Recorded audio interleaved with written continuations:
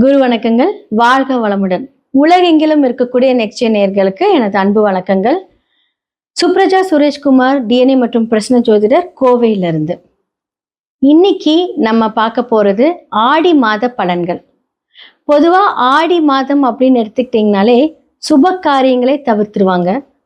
முக்கியமா பெரியவங்களோட ஆசீர்வாதங்கள், அவங்களுக்கு செய்யக்கூடிய காரியங்கள், இதன் மூலியமாக பித்திருக்களோட ஆசீர்வாதங்கள் கிடைக்கக்கூடிய இந்த மாதம் ஆடி பெருக்கு அப்படிங்கிற ஒரு விசேஷமான ஒரு மாதம். அடுத்ததான் பாத்தீங்க அப்படின்னா சூரியன் கடகத்தில் வரக்கூடிய ஒரு மாதம், அதுதான் ஆடி மாதம் அப்படின்னு சொல்லுவாங்க. இந்த காலகட்டத்துல பாத்தீங்க அப்படின்னா மேஷம்ல இருந்து மீனம் வரைக்கும் உங்களுக்கு எல்லாம் எப்படி இருக்கும், எப்படி அதெல்லாம் ஹேண்டில் பண்ணும், எது நல்லது எது கெட்டது எல்லாமே நம்ம பார்க்க போறோம்.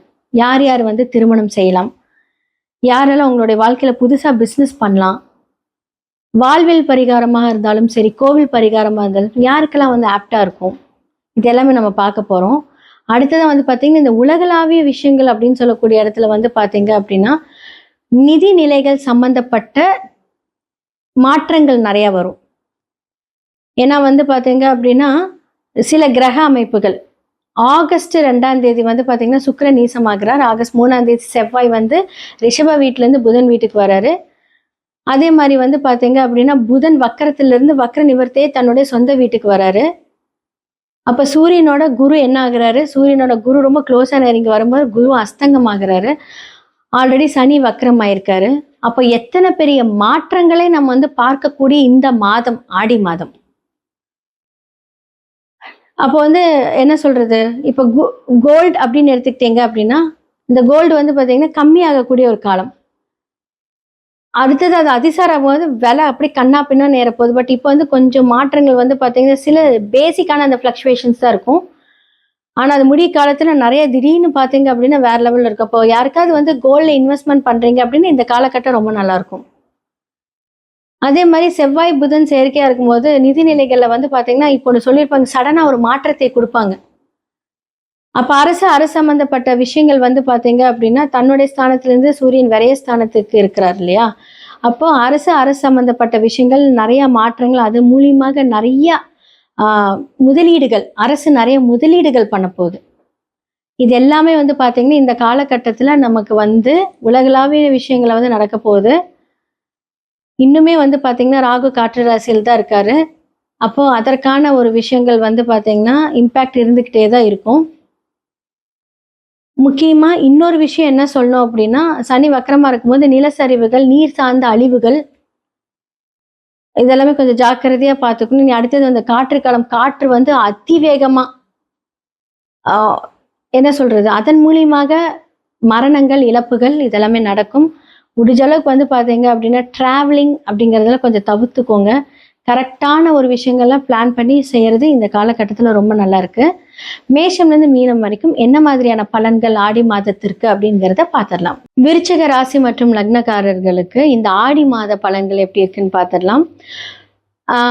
இந்த லக்னாதிபதி அப்படின்னு சொல்லக்கூடிய விருச்சகம் செவ்வாய் இல்லைங்களா. ஸோ அவர் போய் எங்கே உட்காந்துட்டாரு, 8ல் போய் உட்காந்துட்டார். எங்க புதன் கூட சேர்ந்திருக்காரு. இப்போ 7ஆம் இடத்துல இருந்து அழகா ஆகஸ்ட் 2ஆம் தேதிக்கு மேல அவர் போய் என்ன பண்றாரு, புதன் வீட்டுக்கு போகிறார், மிதுனத்துக்கு போகிறார்.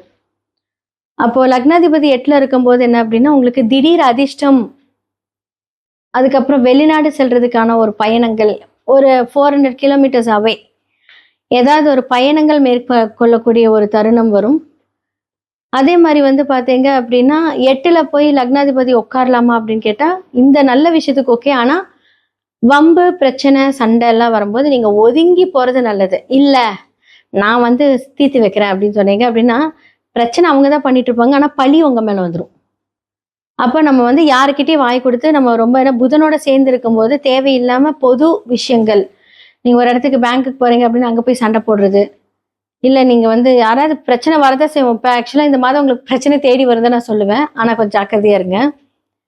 அமைதியா எந்த அளவுக்கு உங்களை நீங்க தனிமைப்படுத்திக்கிறீங்களோ இந்த மாதம் உங்களுக்கு நீங்க ரொம்ப சேஃப் அப்படின்னு சொல்லலாம். ஏன்னா ஆல்ரெடி பாத்தீங்கன்னா 5ஆம் இடத்துல போய் யார் வக்கரமா இருக்கிறாரு, சனி வக்கரமா இருக்கிறாரு. ஆல்ரெடி சுகஸ்தானத்தில் இருக்கக்கூடிய சனி பகவான் 5ஆம் இடத்துல வக்கரமா இருக்கும்போது தூக்கம் ஆல்ரெடி இருக்காது. ஏதாவது ஒரு ஓவர் திங்கிங் உங்களை போட்டு ஆட்டி படைச்சிட்டே இருக்கும். என்ன பண்ணலாம், ஏது பண்ணலாம், அடுத்த ஃபினான்ஷியல் என்ன பண்ணலாம், அடுத்த மாதத்துக்கு என்ன பண்ணலாம் அப்படின்னு ஏதாவது ஒரு விஷயம் நீங்க வந்து பார்த்துட்டு இருப்பீங்க. முக்கியமா வந்து பார்த்தீங்க அப்படின்னா, விருச்சிகத்துக்கு வந்து இப்ப நிதி நிலைகள் அப்படின்னு சொல்லக்கூடிய விஷயங்கள் வந்து கொஞ்சம் ஸ்டக்கப்ல தான் இருக்கும். வெளிநாட்டுல சில பேர்லாம் மாட்டிட்டு முழிப்பீங்க. ஆனா அவங்களுக்கெல்லாம் வந்து பார்த்தீங்கன்னா, 8ஆம் அதிபதி நான் சொன்னேன்ல 8ல இருக்கும். லக்னாதிபதி 8ல போகும்போது சில தொந்தரவுலேருந்து வெளிய வரக்கூடிய ஒரு காலம். இந்த காலகட்டத்தில யூஸ் பண்ணிக்கோங்க.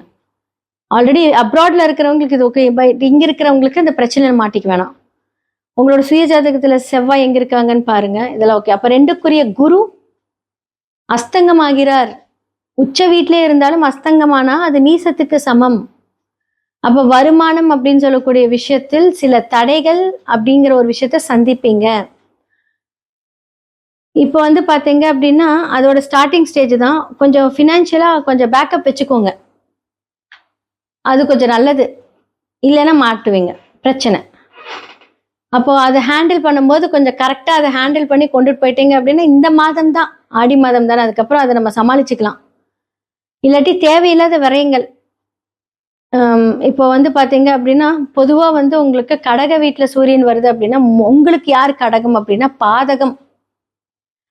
ஆல்ரெடி வந்து பார்த்தீங்கன்னா, ஸ்திரம் அப்படின்னு சொல்லக்கூடிய ஒரு லக்னம் தான் உங்களோடது. அந்த இடத்துல பாதகம் அப்படியே கன்ஃபார்மா இருக்கும். இப்ப சூரியன் அந்த இடத்துல பாதகமா இருக்கு, 9ஆம் இடத்துல இருக்கு அப்படின்னா, தந்தை வந்து பார்த்தீங்கன்னா எதிரியா இருக்கலாம். இல்லாட்டி தந்தை பிரிந்து செல்லலாம். இல்லாட்டி தந்தை பிரிந்து செல்லலாம் அப்படின்னா, அவரோட உடல்நிலைகளை கவனமாக பார்த்துக்கோங்க. இல்ல ஹாஸ்பிட்டல் செலவு 8ஆம் இடம் அப்படின்னு சொல்லக்கூடியது வந்து பார்த்தீங்கன்னா, இந்த ஹாஸ்பிட்டல் செலவெல்லாம் எடுத்துக்கலாம். அப்போ இதெல்லாம் கொஞ்சம் பார்த்து பண்ணீங்கன்னா, கொஞ்சம் ரொம்ப நல்லாருக்கும் இந்த காலகட்டத்தில். 9ஆம் இடம் அப்படின்னு பாதக ஸ்தானத்தில் தான் குரு வராங்க, சூரியனும் வராங்க. அப்ப இந்த 8 காம்பினேஷன் எடுத்துக்கங்க. செவ்வாய், புதன், சூரியன், குரு. இதை சார்ந்த ஒரு விஷயங்கள் வந்து இந்த மாதத்துல உங்களை சுத்தி சுத்தி வந்துகிட்டே இருக்கும். அப்ப 7 அப்படின்னு சொல்லக்கூடியது வந்து பாத்தீங்கன்னா, உங்களுக்கு நீசமாகிறார் சுக்கிரன் அப்படிங்கும்போது என்ன அப்படின்னா, கணவருக்கு ஏதாவது விரய செலவுகள், பிசினஸ்க்காக ஏதாவது ஒரு ப்ராடக்ட்ஸ் வாங்குற அதற்கான ஒரு விரயம். இல்ல கணவருக்கு வந்து பாத்தீங்க அப்படின்னா, அவங்களுடைய சக்தி விரயம் பண்றது. உடல்நல குறைவு ஏற்பட்டு அது வந்து சரி பண்றது, அவங்களே சரி பண்ணிக்கிறது.